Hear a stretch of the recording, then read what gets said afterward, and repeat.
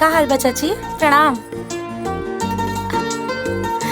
Hi hello.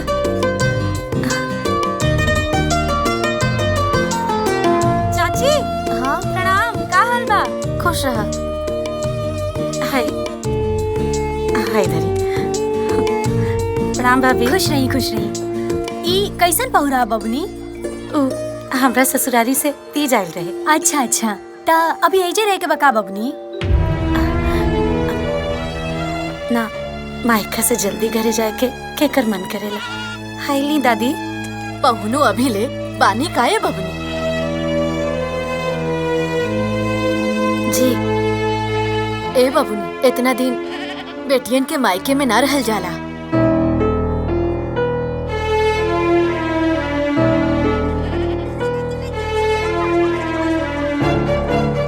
अभी ऐजे रह के बका बबनी? ए बबनी, इतना दिन बेटियन के मायके में ना रहल जाला।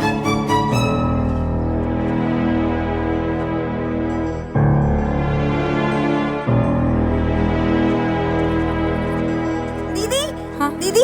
अरे तू लो। दीदी सुनी, हाय देखी जीजा जी के साथ में कितना अच्छा सेल्फी आयल बा हमनी के। हाय कहाँ खींच बबलू? खेत में दीदी। खेत में? खेत में का करत रहले? खाद छीटत रहलन। का?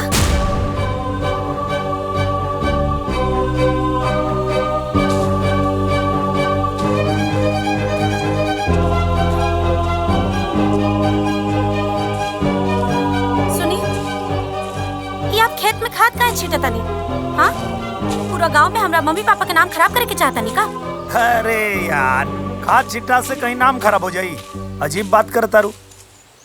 अरे बुआ जी कहली है कि तनी खेत में खाद छीट दा, तो वही छीटता नहीं। अब उनका के मना कैसे करती? हाँ बुआ जी का लिया? हाँ अब छोड़ियो के दी। चलिए जैसे आई। अरे आरती, अरे बात तो सुना, काहे नहीं आइल बारू?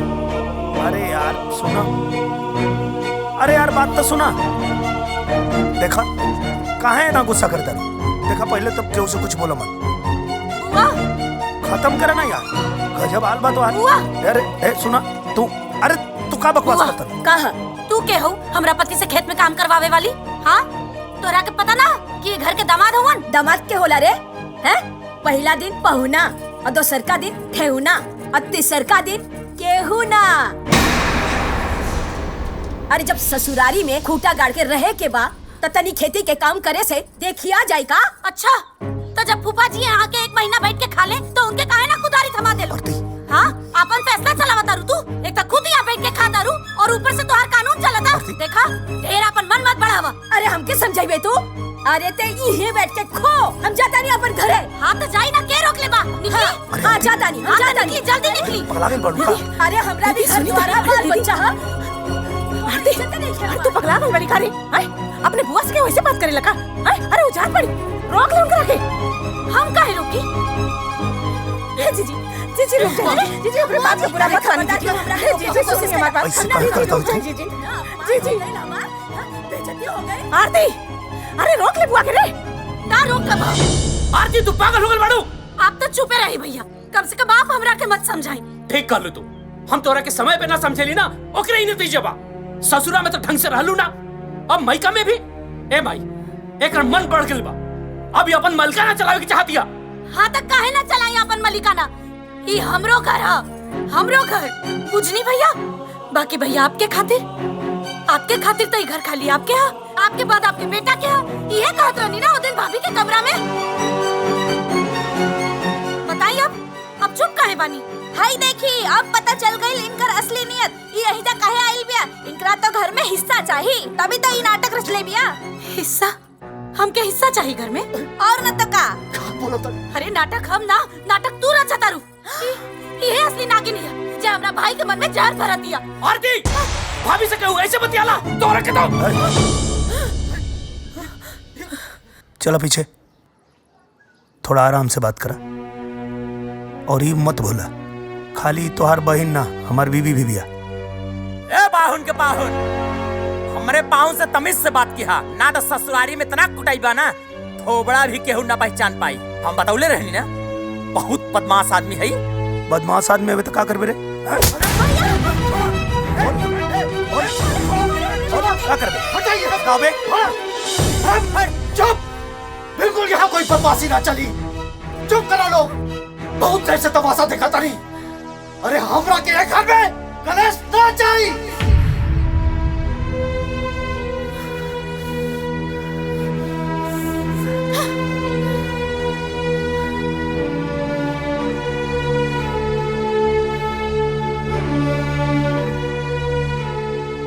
हमरा के तो कुछ समझ नहीं क्या हुआ था।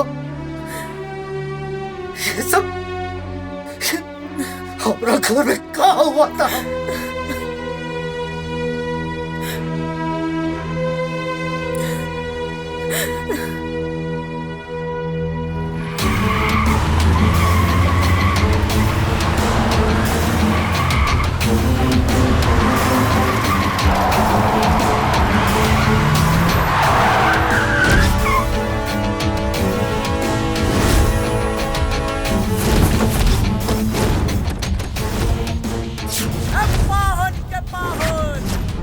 अब हमरा के पता चलल कि हमरा बहनियौरा में काहे खुट्टा गाड़ के बैठल बाड़े त हमरा बहन के हिस्सा मारे आइल बाड़े।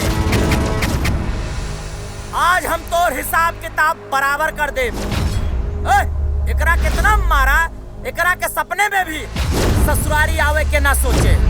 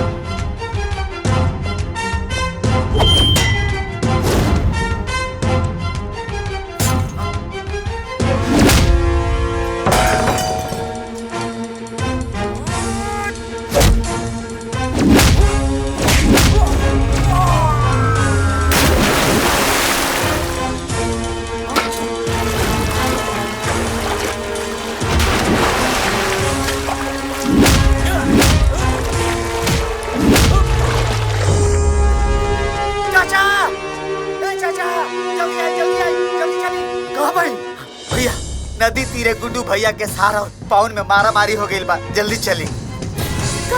भैया